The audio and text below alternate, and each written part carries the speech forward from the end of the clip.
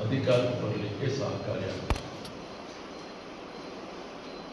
ತಮಗೆಲ್ಲ ಗೊತ್ತಿರುವ ಹಾಗೆ 13-18 ಸಂದರ್ಭ ದೊಡ್ಡ ಮಾಜಿ ಶಾಸಕರು ಅವತ್ತು ಕೂಡ ಮರಿ ಸಿದ್ದರಾಮಯ್ಯವರ ನಾಯಕತ್ವದಲ್ಲಿ ಉತ್ತಮ ಅಭಿವೃದ್ಧಿ ಕೆಲಸ ಕಾರ್ಯಗಳನ್ನು ಮಾಡಿರ್ತಕ್ಕಂಥದ್ದನ್ನು ರಾಜ್ಯ ಜನತೆ ಮನಗಂಡು ಭಾಗ್ಯ ಕೊಟ್ಟವ್ರು ಯಾರು ಅಂದರೆ ಅದು ಸಿದ್ದರಾಮಯ್ಯವರು ಅಂತಕ್ಕಂಥ ಗೌರವಪೂರ್ವಕವಾದ ಒಂದು ಭಾವನೆ ಇಟ್ಕೊಂಡು ಮತ್ತೆ ಈ 2023ಕ್ಕೆ ಅವರ ನಾಯಕತ್ವದಲ್ಲಿ ಕಾಂಗ್ರೆಸ್ ಸರ್ಕಾರ ಅಧಿಕಾರಕ್ಕೆ ಬರಲಿಕ್ಕೆ ಸಾಧ್ಯ ಆಗಿದೆ.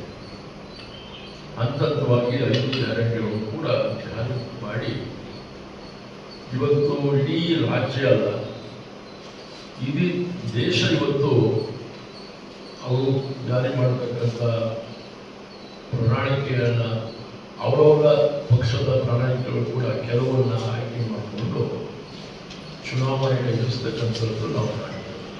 ಸ್ವತಃ ಅವರು ಹಣಕಾಸು ಸಚಿವರಾಗಿ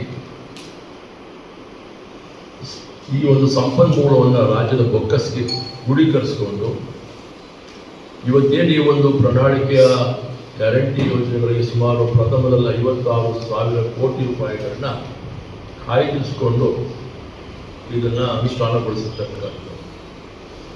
GST ಇವತ್ತು ಕಮ್ಮಿ ಆಗಲಾಗಿ ಅದಕ್ಕೆ 54,000 ಕೋಟಿಯನ್ನು ಇವತ್ತು ಕಾಯ್ದಿರಿಸಿಕೊಂಡು ಇವತ್ತು ಮುನ್ನಡೆಸ್ತಾ ಇದ್ದಾರೆ. ಇದು ಕೂಡ ಅವರ ಅವಕಾಶವನ್ನು ಕಲ್ಪಿಸಿಕೊಂಡಿದ್ದಾರೆ. ಆ ದೃಷ್ಟಿಯಲ್ಲಿ ಇವತ್ತು ಅನೇಕ ರಾಜ್ಯಗಳು ಕೂಡ ನಮ್ಮ ಗ್ಯಾರಂಟಿ ಯೋಜನೆ ಯಾರು ಟೀಕೆ ಮಾಡ್ತಾರೆ ವಿರೋಧ ಪಕ್ಷದವರು, ಅದಕ್ಕೆ ಮರಿ ಸಿದ್ದರಾಮಯ್ಯನವರ ಗ್ಯಾರಂಟಿ ಯೋಜನೆ ಉತ್ತರ ಕೊಟ್ಟಿದೆ ಅಂತ ಹೇಳಿ ನಾನು ಭಾವಿಸ್ಕೊಂಡಿದ್ದೇನೆ. ನಂಬಿದ್ದೇನೆ.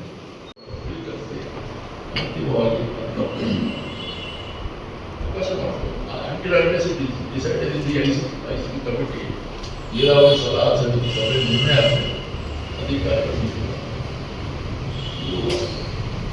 ಹಾಗಾಗಿ ನಾನು ಹೇಳೋದು, ಈ ಭಾಗದವರು ಮಂತ್ರಿಗಳಾದ, ಈ ಭಾಗದ ನೀರಾವರಿ ಮಂತ್ರಿಗಳು, ಈ ಭಾಗದ ಬೇಡುವಳಿ ಮಂತ್ರಿದ್ದಾರೆ, ಈ ಭಾಗದ ಅಭಿವೃದ್ಧಿಗೆ ಹೆಚ್ಚಿನ ಅವಕಾಶ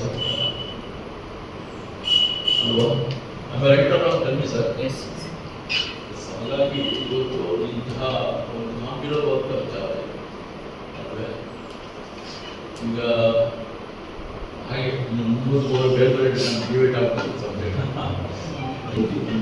ಅದು ಚಾಲೆಂಜ್.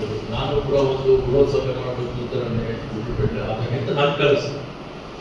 ಆದರೆ ಬಹಳ ಸಂತೋಷ ಒಟ್ಟೆ ಒಂದೇ ಡ್ಯಾನ್ಸಲ್ಲಿ ಎಲ್ಲ ಮುಖ್ಯಮಂತ್ರಿ ಉಪಮುಖ್ಯಮಂತ್ರಿ ಮಂತ್ರಿಗಳು ಕರೆದು ಅಲ್ಲೆಲ್ಲ ಚಾಲನೆ ಕೊಟ್ಟು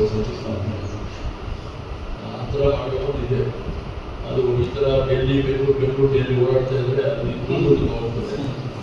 ಆ ತೀರ್ಮಾನವಾಗಿ ಹೇಗೆ ಆಗಿದೆ ನೋಡುವ ಬಯಟೆ ಒಂದು ಕಾರ್ಯಕ್ರಮ ಮಾಡುವ ಅಂತಕ್ಕಂಥದ್ದು ಮತ್ತು ಹೆಚ್ಚಿಗೆ ಮಾತುಕತೆ ಅವಕಾಶ ಸಿದ್ದರಾಮಯ್ಯ ಸಾಹೇಬರನ್ನ ಅವ್ರನ್ನ ನಾನು ಅಭಿನಂದನೆಯನ್ನು ಸಲ್ಲಿಸಲಿಕ್ಕೆ ಜನತೆಯ ಪರವಾಗಿ ವೈಯಕ್ತಿಕವಾಗಿ ನಾನು ಬಯಸ್ತೀನಿ.